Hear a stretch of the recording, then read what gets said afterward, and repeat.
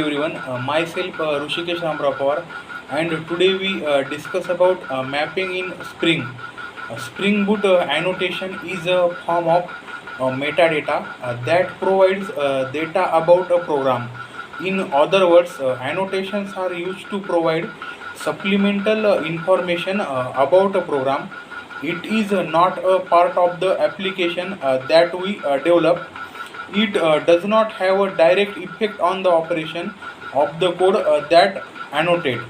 It does not change the action of the compiled program. In this section, we are going to discuss some important Spring Boot annotation that we will use later.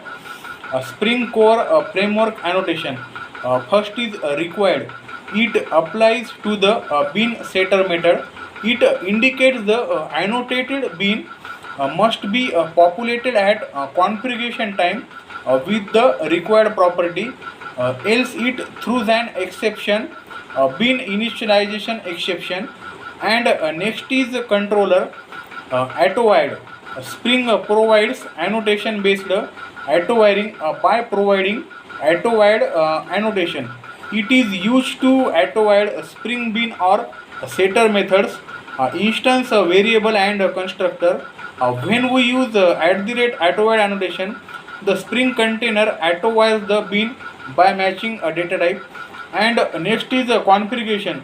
It is a class level annotation. The class annotated with configuration used by Spring containers as a source of bean definition. And next is a component scan.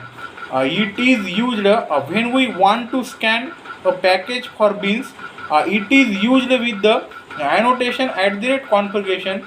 We can also specify the base packages to scan for Spring components.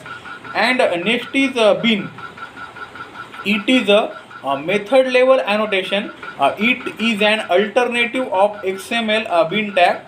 It tells the method to produce a bean be managed by a Spring container. And next is Spring framework stereotype annotation. First is component, second is a controller. It is a class level annotation. It is used to mark a Java class as a bean. And next is a mapping. First mapping is a get mapping. In a get mapping, first is a get mapping. In get mapping, it maps the HTTP request on the specific handler method. It is used to create a web service endpoint that pages it is used to instead of using @request matching a method equal to request method dot get.